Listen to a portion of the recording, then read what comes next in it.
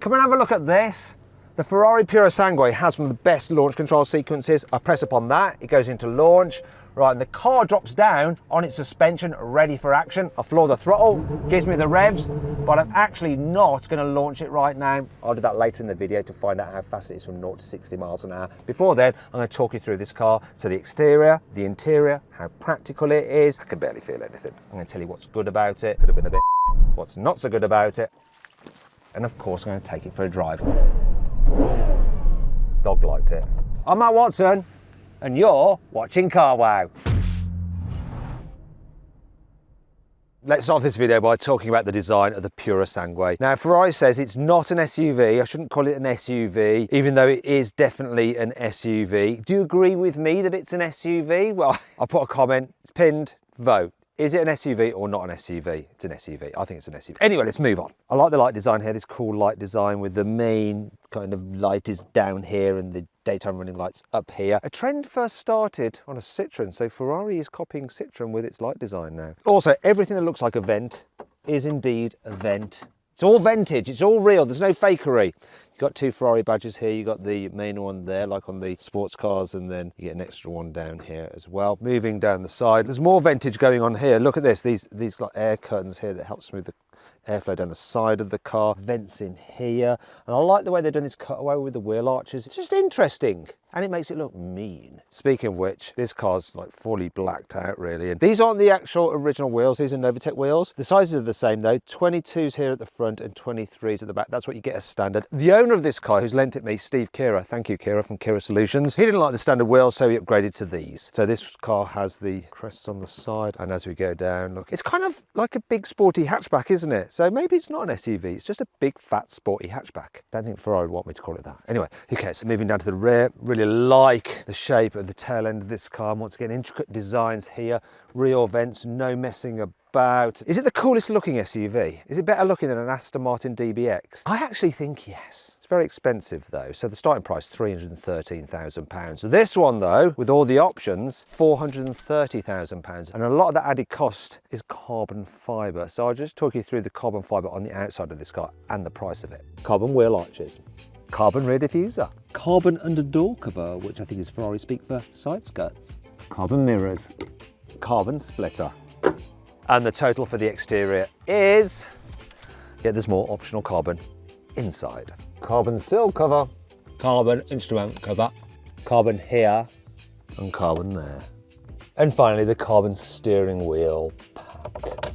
That brings the total spent on extra carbon to this. Here on the inside, I do like the design, the way you have like the main dash element there for the driver, then you have like a separate one for the passenger, and this is standard. The only thing is from where I'm sat, right, give me this camera, I cannot see what's on it because it's designed not to distract the driver. So I can't see that, but as when we move that back round, you can sort of see. So Adam, can you operate it to show the kind of things that it displays on there? Yeah, you can see all the car dials, instruments, you got the radio, the climate control, you got the seats. Okay, that's enough of that. Anyway, let's move on to my display, all right? Still in the limelight. So here we go, fully digital display. Big digital rev counter, nice and clean. I like how it operates. Do you know what? People have been complaining about Porsche going to a digital rev counter, and Ferrari's been doing it for quite a while now, and no one complained about that. What I will complain about though is this, the actual, the infotainment system is an absolute mess. So I have to control it using these touch sensitive buttons on the steering wheel, which aren't nice to operate. And then it cycles through. It's all a bit laggy and ploppy. Oh, come on, is that working? Work, I don't know, work, come on, you're supposed to go into, look, is that the way to press it? Not ideal. You have Apple CarPlay now for the first time ever with a Ferrari. Android Auto as well. There is a problem though, so I've got this one on Apple CarPlay. Look, can you spot the problem? I'm going to engage Apple CarPlay. Where's my rev counter? It has gone. Oh, I have to lose Apple CarPlay if I want to see it. Let's go back to main view. They haven't really thought that through, have they? Speaking of which, I don't like all the controls being on the steering wheel and no stalk, such as your indicators up there, your other buttons here, your windscreen wipers and lights all here. Start, stop button here, and not actually being a physical button, it's just like touch sensitive, so I do like this though. The drive select mode, look, and it goes to the different options there. Won't moan about that. Another thing I won't moan about is this, look. I just engaged the surround view camera is really handy on this car. Come on, there we go. Surround view with bird's eye. Nice. In terms of the interior quality, well, yeah, all the leather feels nice.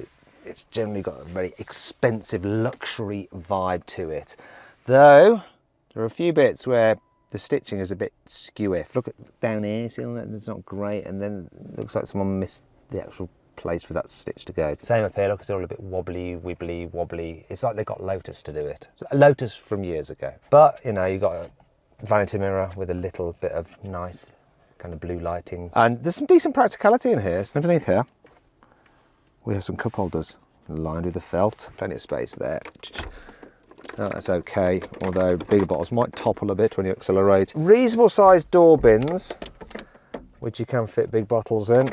And then underneath here, we have some more storage, and we've got USBs, and there's your old-fashioned 12-volt socket. The glove box is a reasonable size for this kind of vehicle, and once again, lined in felt, and it feels expensive. And overall, I like the design of the controls. It's kind of minimalist, yet not overly so. What I'm not so keen on, though, is this. I don't like having the window switches there. I'd rather they were on the door.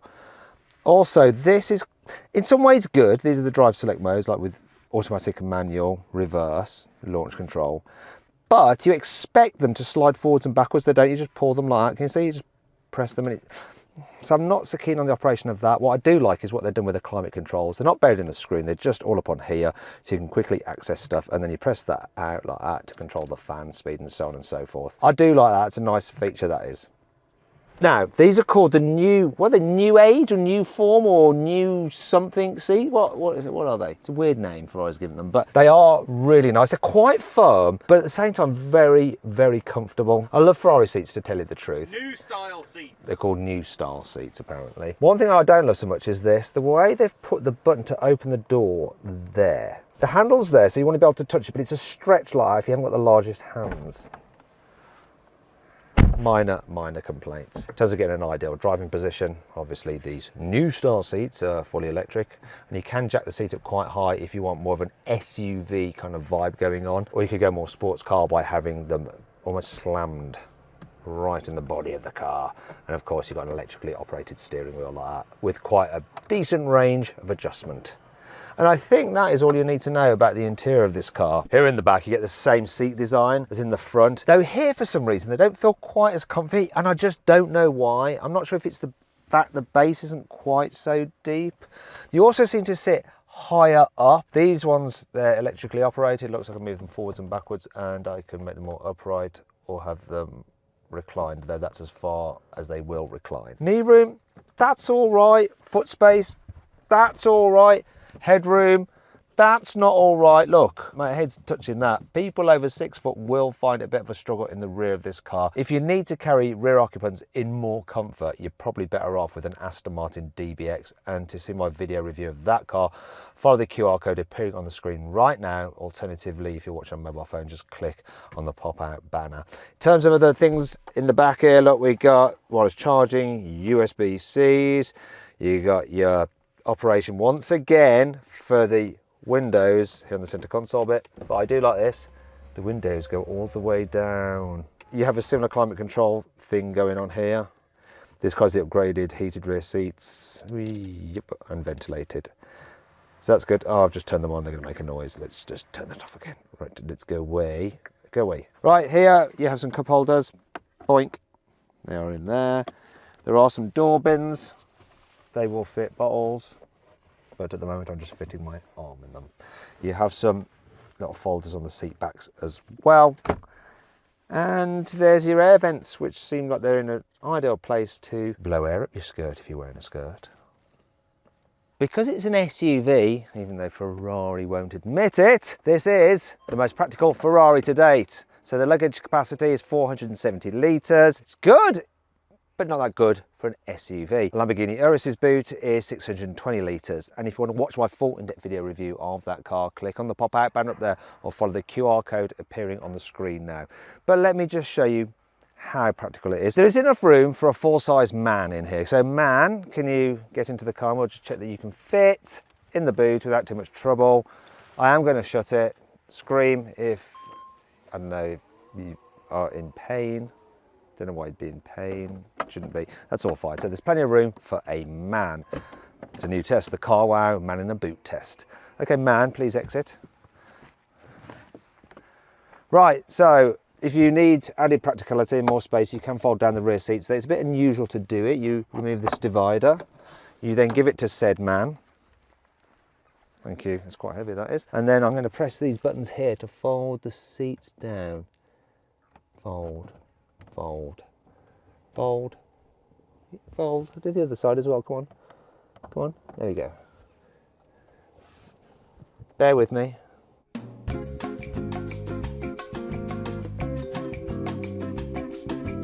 That is the slowest thing I've ever seen on any Ferrari. Anyhow, then you can carry longer items, though this armrest there sort of makes it a little less practical than it otherwise would be. It just gets in the way when trying to slide things to the front. And that brings us on to 5 9 things about the new Ferrari, put it the same way.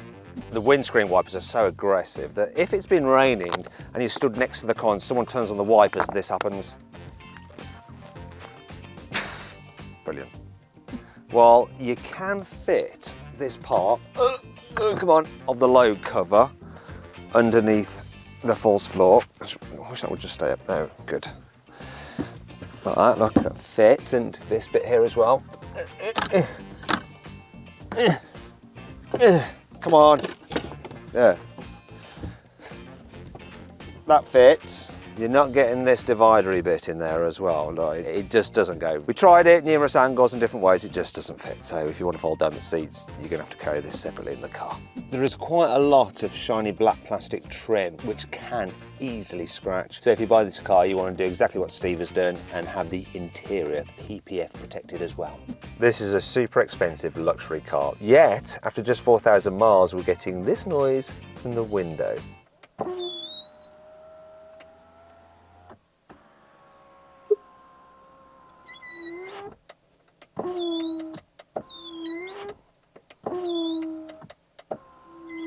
What's that all about?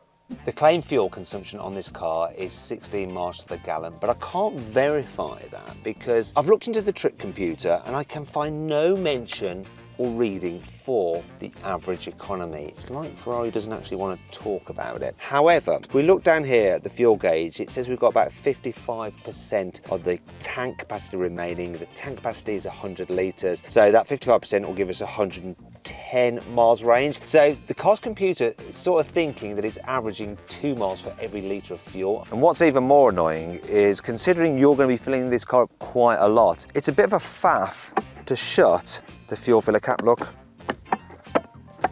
I mean, what is going on here? Finally. Thankfully, this car has plenty of cool features to help make up for all this. The doors on this car are really cool. So the front ones are just normal. Don't get too excited by those. But the rears, look, I love the way you open them. You just flip this little handle there, and they open automatically, and they open backwards, which gives you easier access to just slide yourself in. Look. And then if I press a button up here, you can shut them. Tatty bye. This is the first Ferrari to get hill descent control. Ferrari tries to claim it's not an SUV, but hill descent control kind of undermines that, doesn't it? I think I've just undermined the fact that we're not on a hill at all. For £10,000 extra, you can get a panoramic glass roof, and it has a special shading effect on it. So this is it fully shaded, but if you press a button, you'll see that it goes more transparent. Hello. Also, it's got a special coating as well, a bit like, you know, the goggles that you wear when you're skiing, to reduce the amount of heat that comes in from the sun's rays into the cabin. There's electric and hydraulic actuators on each wheel, and they allow the car to control its wheel movements much quicker than in a standard car with adaptive suspension, and that improves the ride and the handling. It also means you can raise and lower the car's ride height quicker than in a car with air suspension, let's say. See, like that, it's going down. Let's make it go up. There we go. The Puro Sangue is the only Ferrari available with massage seats. Granted, it's a £3,000 option, but you can't get massage seats even as an option on any other Ferrari. Oh, let's just turn it up to max and have a feel. Are they any good? Yeah, you can sort of tell it's Ferrari's first go at this because I can barely feel anything. The Purosangue is only available with one engine, but it's an absolute belter. So is the way you actually access it. This front hinged, huge bonnet, front engine, but you can see the engine is so far back in the car, it's way behind the front axle. It's a 6.5 litre naturally aspirated V12 that puts out a whopping 725 horsepower, 716 newton meters of torque. Mainly drives the rear wheels via a prop shaft and an 8-speed dual clutch automatic gearbox, but it also has drive coming off the front with a 2-speed gearbox that can send power to the front axle as well. However, once you're beyond 5th gear, the car just reverts to fully rear-wheel drive. But anyway, let's have a little listen to it. Oh, lovely. Right, let's just slow things down a bit now and go for a little drive in this car. I'm actually going to leave the engine program in sport, but I'm going to press the button for the suspension to make it soft. There we go. I could leave it in auto mode like it is now, and it does a good job. I'm going to go in manual, because even when I'm going slow, I can then have some fun with the car, just flipping through the gears like that, because the feeling of the pedals is very, very nice. Just the tactility of them just adds an element of involvement to the proceedings. There's a little speed hump. The car feels firm, it feels kind of taut and ready to pounce, but with the suspension in the soft setting, it's not annoying, it's not jarring. Visibility wise, pretty good at the front, and I'm sitting in the lowest position. Big door mirrors, yeah, blind spot here. Issue is the back window. For an SUV, it's not that big, but for a Ferrari, you actually get a really good view out. So, you know, think of it what you will. In terms of the manoeuvrability, well, I'm going to try and do a U-turny thingy here. In fact, I'll do a 360 and we'll see what it's like. Ferrari doesn't quote the turning circle, so I don't know what it's like. We're just going to have to try it for ourselves. So this could cause chaos, but let's find out. Here we go. Can I make it round in this space? Fortunately, we've got low curbs, but so if there were curbs, I'll be scuppered. But will I make it round here? Sort of made it round all right, but I was saved by the low curbs. We do have rear axle steering on this thing, but once again, I don't know the exact way it operates. I'd imagine lower speed, back wheels go in the opposite direction of the fronts to tighten the turning circle, and then at higher speed, go in the same direction to just make the car turn into a corner quicker. It's all very nice, this. Yeah, definitely preferring it in manual. Go auto just for the hell of it. What's the change down when you're coming to a standstill? Sometimes with dual clutch automatic gearboxes they can be jarring, but this one, yeah, I think Ferrari know what they do with dual clutch automatic gearboxes. Look at that. I mean, that just changed from second to third without me knowing anything about it. But once again, let's go manual. When it did that thing where I can just pull in both pedals and it'll rev up, yeah. Oh, look how quick it revs. Wow. Everyone's looking at me like I'm a knobhead, and they are completely correct. Do you know what? We've gone past quite a few people, apart from when I was revving the engine, it didn't really turn many heads. Now, is that a good thing or a bad thing? You know, in this black, it's quite stealthy, and while it is a pretty looking car, it's not in your face. I think it's a good thing. Anyway, let's head out of the town now, because this is not the best place to enjoy this Ferrari, even though this is the most enjoyable Ferrari for driving in a location such as this. So it clearly is the most usable Ferrari. Let's just annoy these people with some revs. Dog liked it, pricked his ears up. Even though he was a German dog, he likes the Italian car. Actually, that was very sexist of me, could have been a bitch. Oh, now there, that's interesting. When you hit bigger bumps, you do get quite a douche. And there, it can feel a bit lumpy. I do think that the air suspension that you get on something like a Bentley Bentayga Speed does just deal with bumps so much better. Okay, here we go then. Oh, what the Bentley doesn't have is that engine noise. Whoa. It's mad having this engine in an SUV. Sorry, it's not an SUV, but it is an SUV. Oh.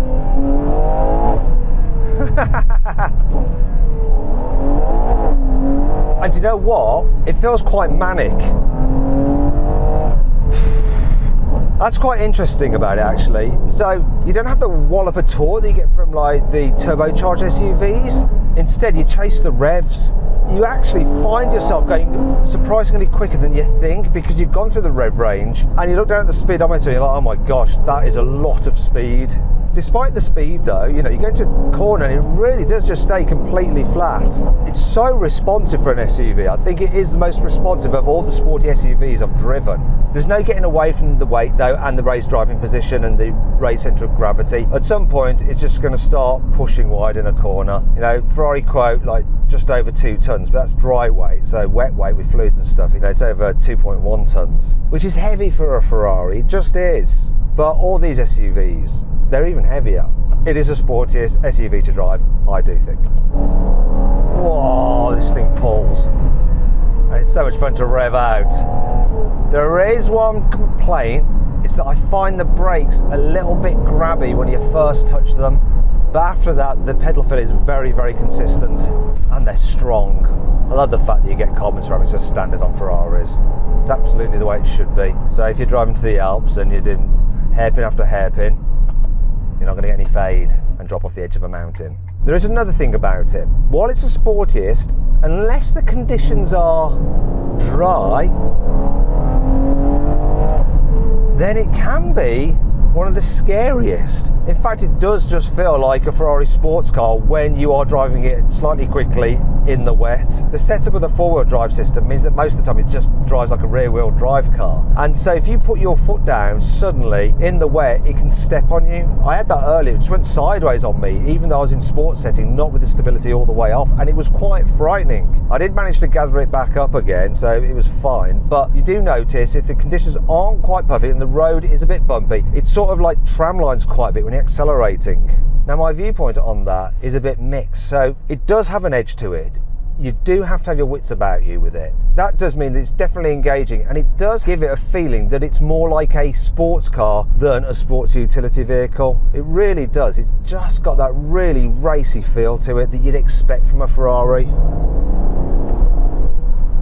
It is an experience driving this, it is an occasion, and yet it's something that you can experience every single day because it's just far more usable than any other Ferrari to date. But there is a way that it's just like every other Ferrari to date. One of the good things about Ferraris is that when you turn the stability control off really is off.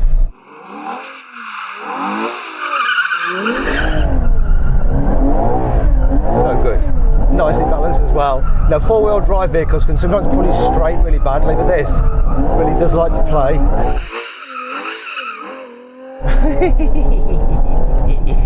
According to Ferrari, the Puro Sangue will do 0 to 60 in 3.3 seconds, but let's find out for ourselves. I'm going to use my specialist timing gear, left foot on the brake, launch it. Oh, drops down on the suspension. Here we go. Oh, it doesn't like it. Oh, skippity skip. 4.3 seconds, not 3.3.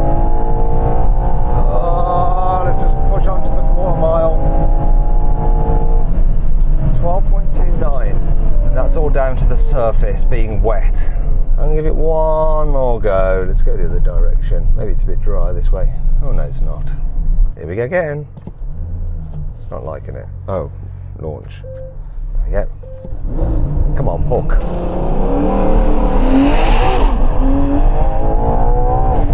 That's better. 4. It's getting better all the time. I'm going to give it one more go. See if we can get in the 3s. Now one of the clever things about this car is that the stability control learns the surface, so it should get better with this go. Learning every single launch. And go. Yeah, that's better. 4.02 by a small amount. Let's see what we'll do on the quarter. 12. Let's get it under 12 for the quarter. Come on. Is this a bit drier here? Show me what you've learnt, Ferrari.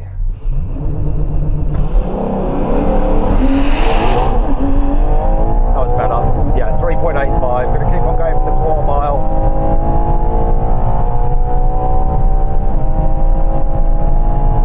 There we go, 11.82. So, not quite what Ferrari said, but they obviously tested the car in the dry, and I have got quicker. And if you want to see how much quicker I've actually got out of this car in terms of launching in the quarter mile, click on the pop-out banner up there or follow the QR code appearing on the screen now to watch my drag race video with this very car.